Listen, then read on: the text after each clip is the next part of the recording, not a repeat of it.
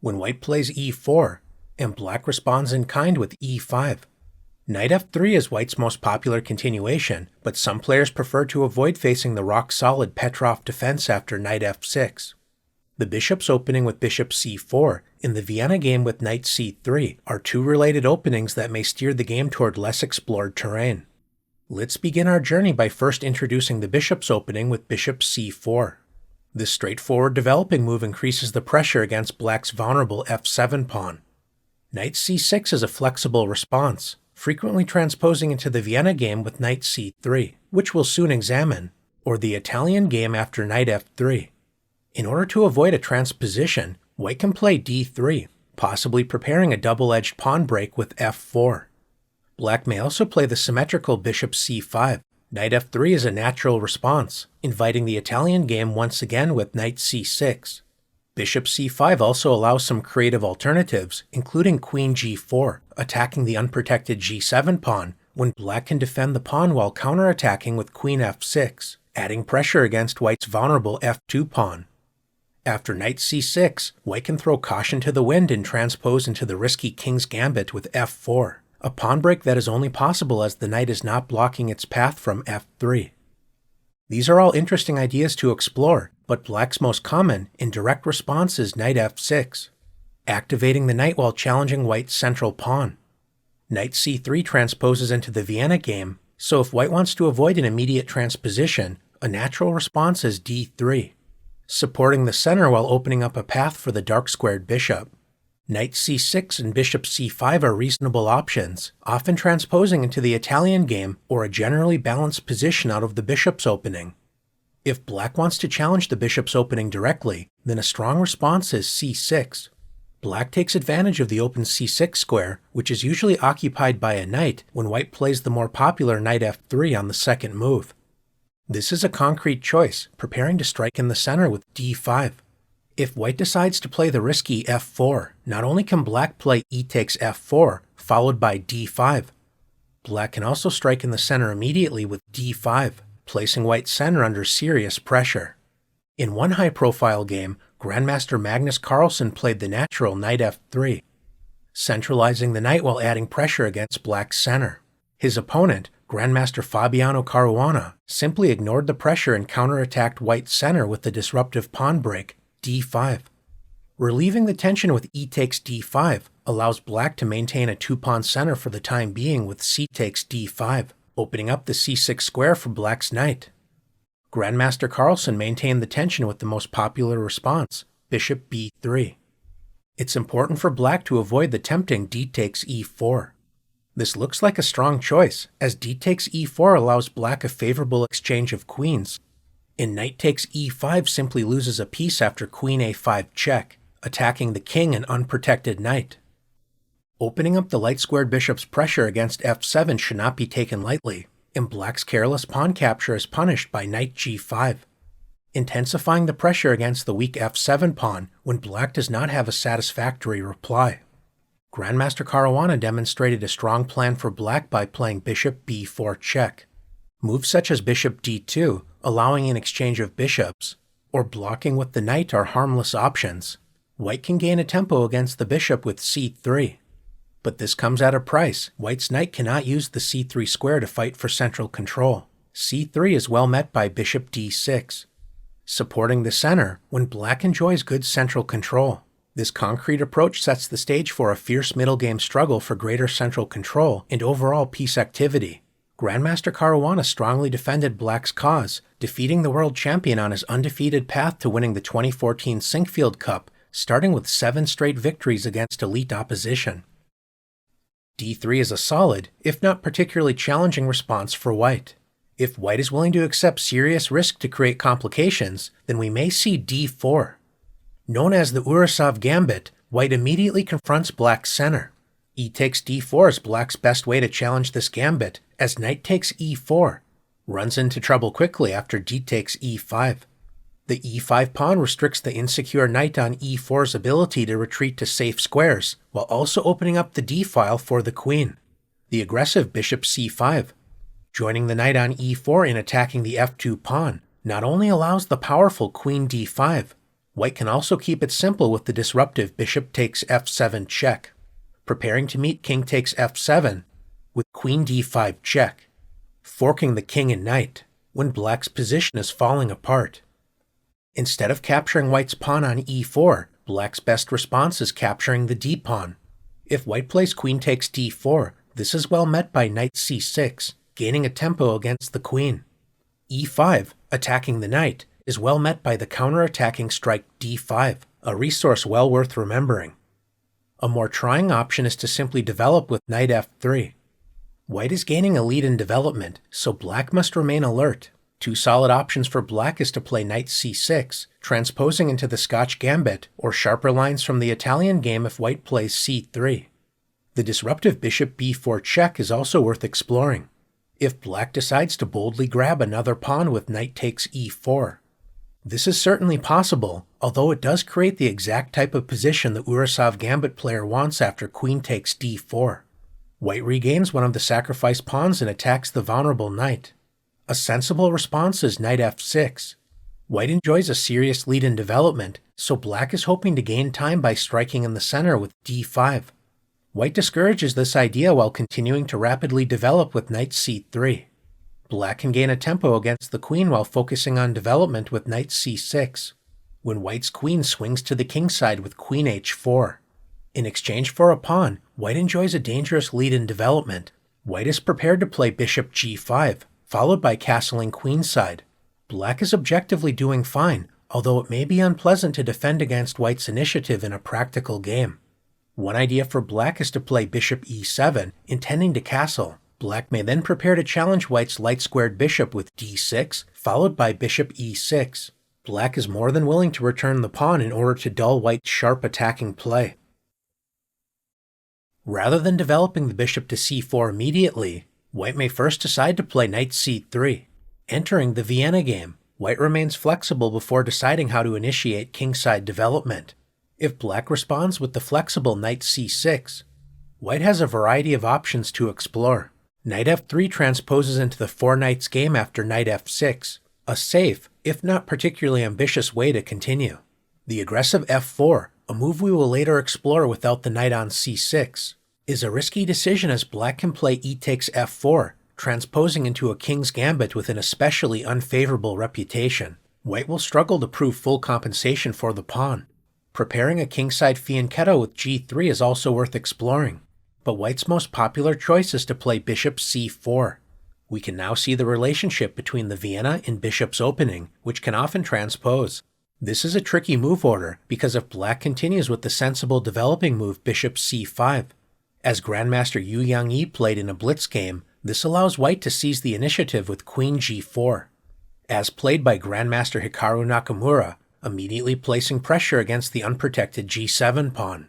There simply isn't a convenient way to defend against this move. The weakening g6 was played in the game.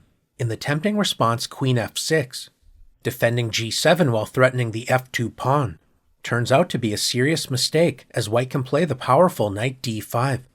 White simply ignores black's threat as queen takes f2 check.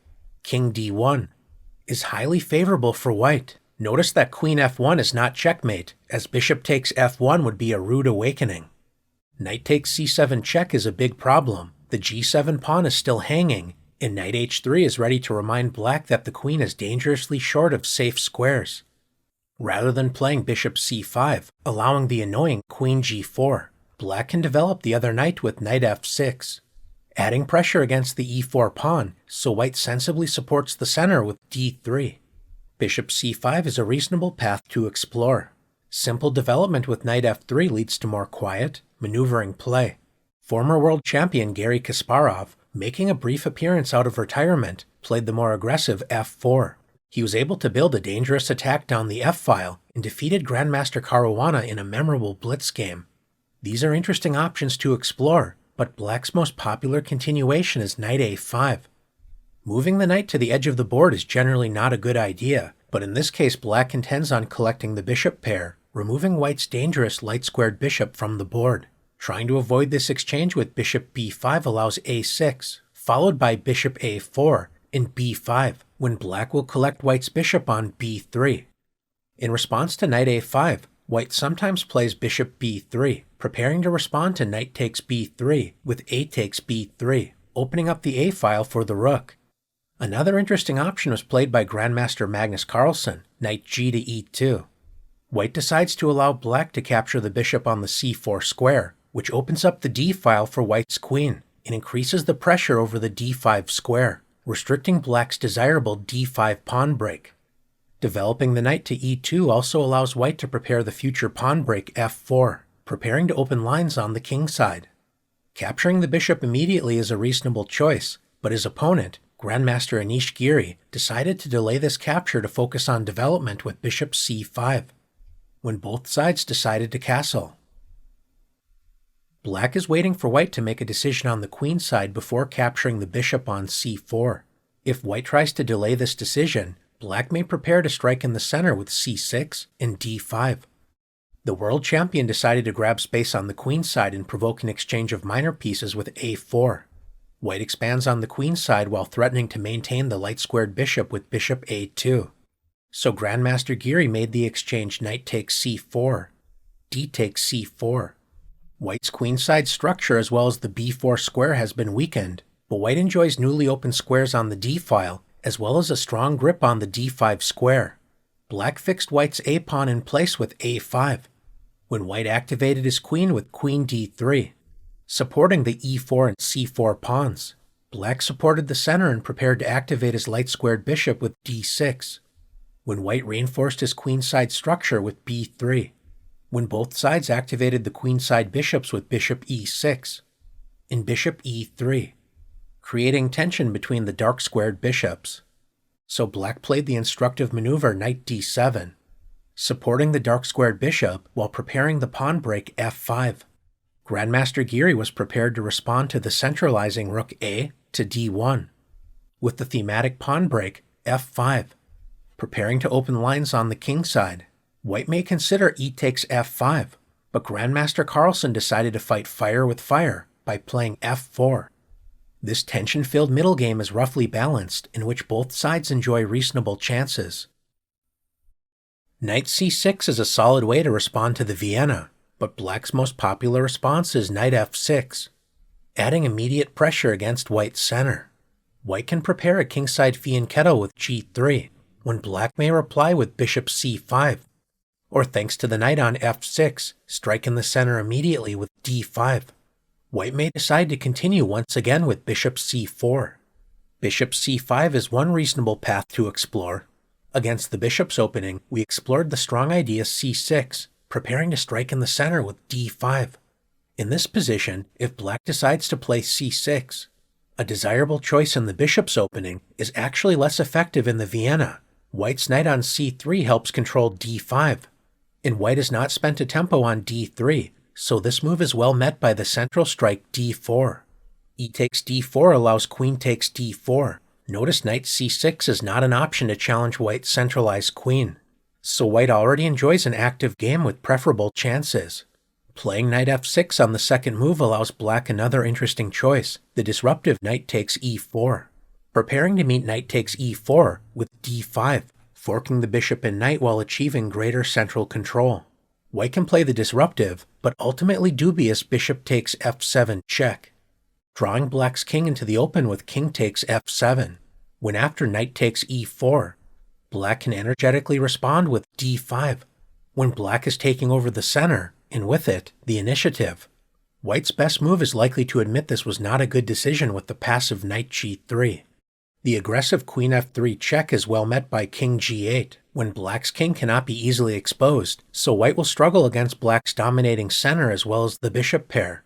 And if white tries to play even more aggressively with queen h5 check, forking the king and e5 pawn, black has the strong response g6, preparing to meet queen takes e5, attacking black's rook in the corner with the powerful response bishop h6, revealing the queen's protection of the rook, when the crushing rook e8 is simply too much for white to handle.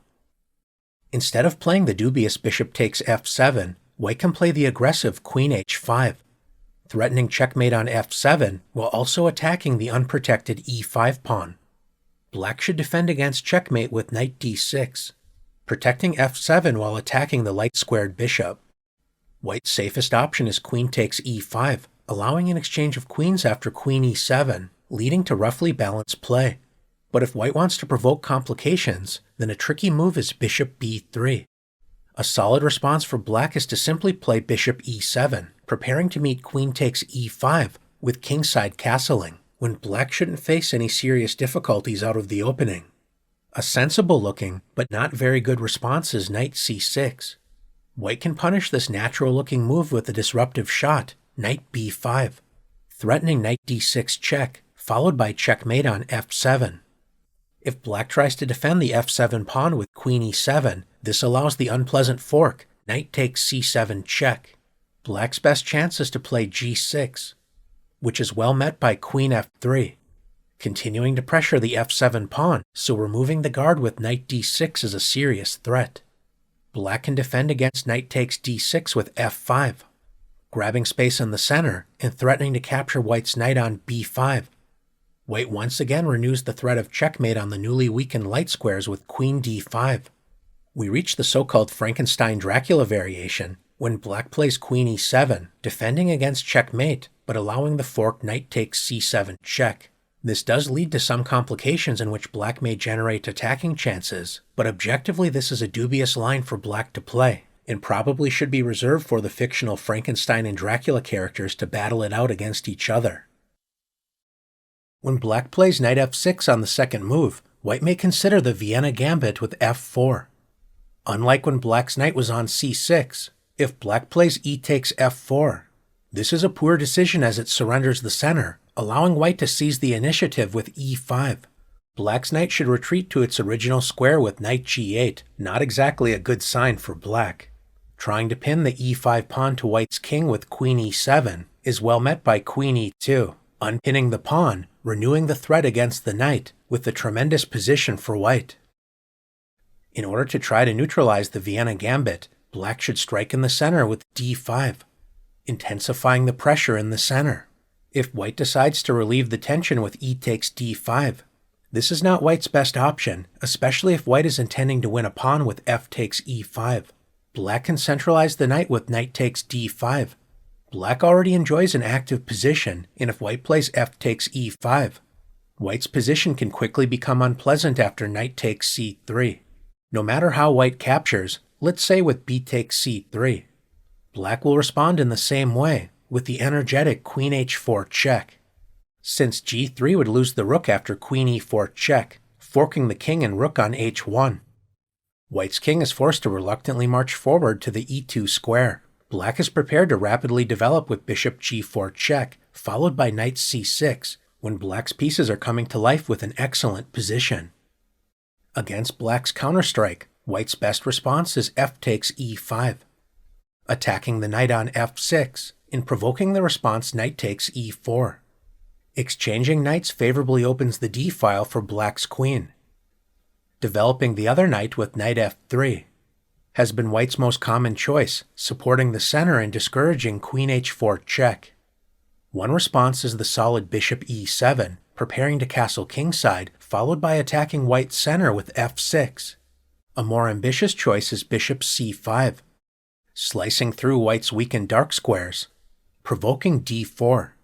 White gains a tempo, but it also opens the e1 to a5 diagonal, allowing black to play bishop b4, pinning the knight on c3 when black is ready to strike in the center with c5, creating a sharp game in which black should welcome these complications.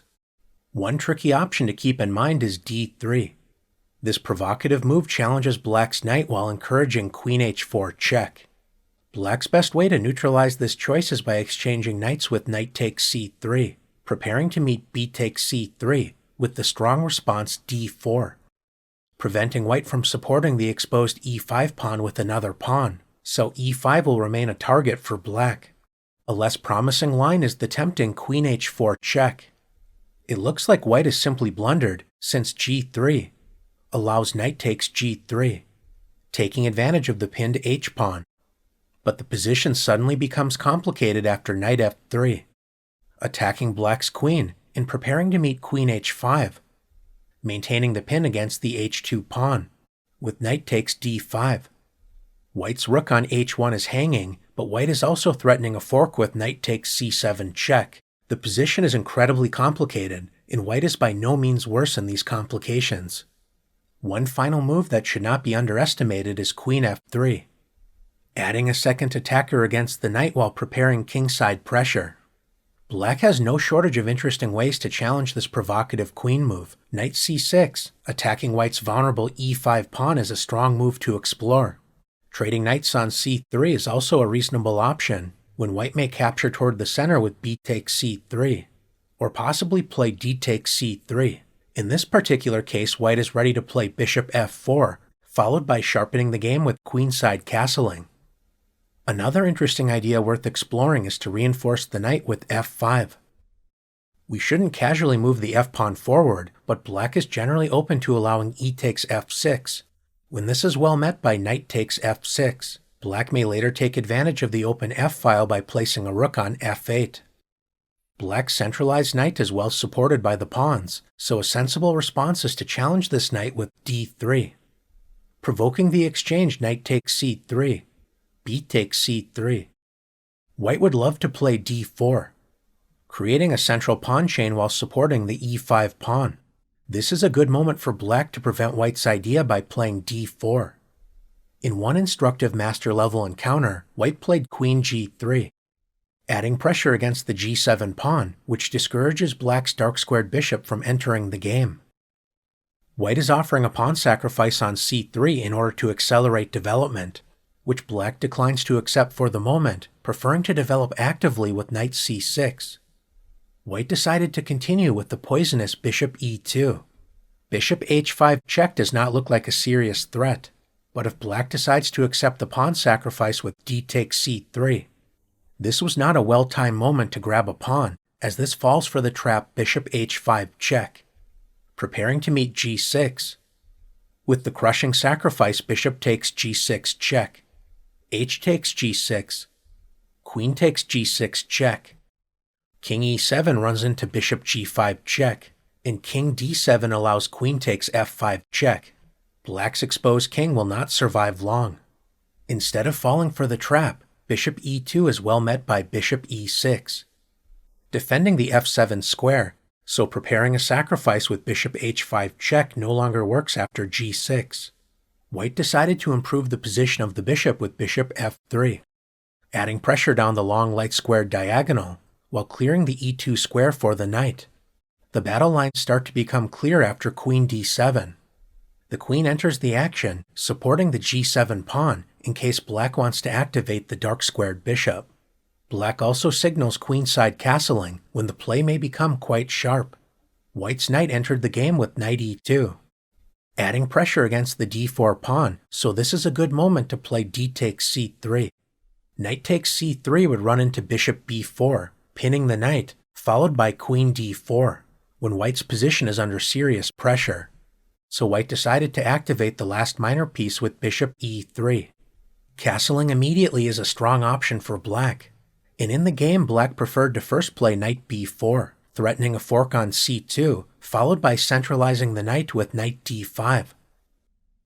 This creates a sharp position in which opposite side castling is likely, when white will use the open b-file, as well as the bishops to create pressure against the queen side. Black, on the other hand, will seek active chances on the king side, likely with rook g8, preparing g5. Black achieved exactly this attacking plan, and went on to win the game. The bishop's opening with bishop c4, or the Vienna game with knight c3, are both interesting ways to avoid involved opening theory after the more popular knight f3 on the second move. This opening can set the stage for relatively quiet, maneuvering struggles, or try to unleash sharp complications by offering gambit play. If black is unprepared, these lines can be quite dangerous to face, but a well-prepared player should expect mutual chances without any serious dangers to fear. Thanks for exploring these interesting sidelines, and best of luck the next time the Vienna or bishop's opening makes an appearance on your board, right here on chess.com.